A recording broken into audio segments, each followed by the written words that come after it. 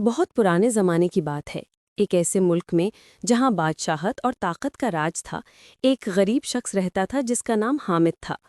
حامد ایک نہایت ہی دیانتدار اور صبر کرنے والا انسان تھا۔ وہ سارے دن محنت مزدوری کرتا، مگر اس کی محنت کا پھل بہت کم ملتا۔ حامد کی ایمانداری کے قصے دور دور تک مشہور تھے، لیکن اس کی قسمت نے ہمیشہ اس کا ساتھ چھوڑا تھا۔ حامد کی بیوی اکثر اس کی حالت دیکھ کر افسوس کرتی اور کبھی کبھی بے صبری میں کہہ اٹھتی، حامد، تم اتنے نیک اور سچے ہو، پھر تمہاری زندگی میں یہ غربت اور دکھ کیوں ہے؟ کیا اللہ سبحانہ و تعالی ہماری محنت نہیں دیکھ رہے؟ اس کے پاس کل جمع پونجی صرف 100 دینار تھے جو اس نے اپنی بیوی کے لیے جمع کر رکھے تھے۔ رخصت ہوتے وقت اس نے وہ 100 دینار ایک چھوٹے سے تھیلے میں ڈالے، اس تھیلے کو اپنی بوسیدہ قمیض کے اندر سینا اور اللہ پر بھروسہ کر کے لمبے سفر پر روانہ ہو گیا۔ سفر کے دوران حامد کو ایک گھنا جنگل عبور کرنا پڑا۔ شدید تھکاوٹ کی وجہ سے وہ ایک گھنے درخت کے نیچے سو گیا۔ جب وہ بیدار ہوا تو اس نے دیکھا کہ اس کا تھیلا جس میں 100 دینار تھے غائب تھا۔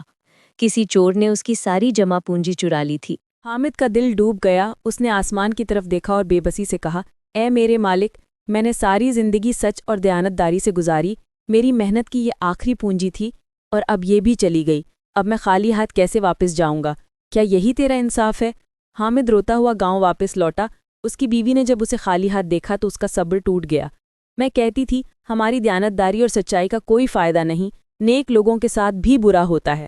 حامد نے اپنی بیوی کو دلاسا دیا، دیکھو، ہم اس وقت خدا کے فیصلے کو نہیں سمجھ سکتے، مگر وہ سب سے بڑا حکمت والا ہے۔ میں پھر کوشش کروں گا۔ چور کا انجام اور راز کا افشاں۔ وقت گزرتا گیا۔ حامد نے پھر سے مزدوری شروع کر دی اور محنت سے تھوڑے پیسے جمع کیے۔ ایک دن اس نے شہر کے بازار میں ایک شور شرابہ سنا۔ لوگ ایک شخص کو مار رہے تھے جو چوری کے الزام میں پکڑا گیا تھا۔ حامد نے جب قریب جا کر دیکھا تو اس نے حیرت سے پہچانا کہ یہ وہی شخص تھا جو جنگل میں اس کے قریب بیٹھا تھا اور جس پر اسے اپنی رقم چوری کرنے کا شک تھا۔ حامد نے لوگوں کو روکا اور چور سے نرمی سے پوچھا، کیا تم نے کبھی کسی غریب کا پیسہ چرایا ہے؟ چور نے جھک کر اعتراف کیا کہ وہ کئی دنوں سے چوری کر رہا ہے اور جنگل میں اس نے ایک مسافر کے 100 دینار بھی چرائے تھے۔ یہ سن کر حامد حیران رہ گیا۔ اس نے اللہ کا شکر ادا کیا، مگر اس کے دل میں پھر بھی ایک سوال تھا، اگر میں نے اسی وقت اس چور کو پکڑا ہوتا اور اپنے پیسے واپس لے لیے ہوتے تو کیا بہتر نہ ہوتا؟ دریا کا واقعہ اور حکمت کی پہچان۔ ایک ہفتے بعد حامد بازار سے تازہ مچھلی خرید کر گھر جا رہا تھا۔ اچانک اس کا پاؤں پھسلا اور وہ دریا کے کنارے جا گرا۔ اس کے ہاتھ سے مچھلی کا تھیلا چھوٹ گیا اور وہ ندی کے تیز بہاؤ میں بہہ گیا۔ حامد کو بہت افسوس ہوا، مگر اس نے پھر سے صبر کیا۔ اگلے دن حامد اپنے روزگار کی تلاش میں ایک امیر آدمی کے گھر پہنچا۔ امیر آدمی نے بتایا کہ اسے مچھلی بہت پسند ہے، مگر آج اسے کسی نے مچھلی نہیں دی۔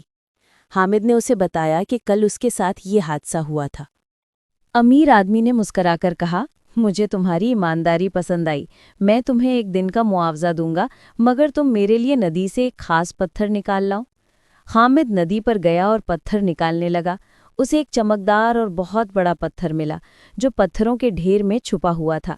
جب وہ پتھر لے کر امیر آدمی کے پاس گیا تو امیر آدمی نے اسے دیکھتے ہی کہا، حامد، یہ تو صرف پتھر نہیں، یہ ایک نایاب ہیرا ہے، اس کی قیمت ہزاروں دینار سے زیادہ ہے۔ یہ ہیرا تمہاری دیانت اور محنت کا انعام ہے۔ حامد کی آنکھوں میں آنسو آ گئے۔ یہ ہیرا اس کے 100 دینار سے کہیں زیادہ قیمت کا تھا۔ اللہ کا انصاف۔ حامد نے ہیرا بیچا اور خوشحال ہو گیا۔ اس نے گھر جا کر اپنی بیوی کو سارا واقعہ سنایا۔ حامد نے کہا، جب میرے 100 دینار چوری ہوئے تھے اور تم نے شکوہ کیا تھا تو میں بھی پریشان ہوا تھا، مگر اب دیکھو اللہ کا انصاف۔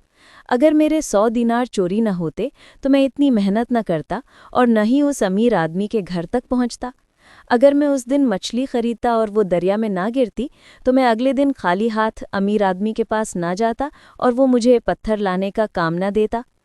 اگر مجھے 100 دینار چوری ہونے پر چور اسی وقت مل جاتا تو میں 100 دینار لے کر واپس آ جاتا اور اس ہیرے کی تلاش کبھی نہ کرتا۔ میرے رب نے میرے لیے 100 دینار کے بدلے ایک ہیرے کا انعام رکھا ہوا تھا، لیکن اس تک پہنچنے کے لیے ضروری تھا کہ میں 100 دینار کو کھو کر بھی اپنا ایمان اور صبر نہ کھوؤں۔ وہ چور دراصل ہیرے تک پہنچنے کا راستہ تھا۔ حامد کی بیوی کو اپنی بے صبری پر شرمندگی ہوئی اور اس نے توبہ کی۔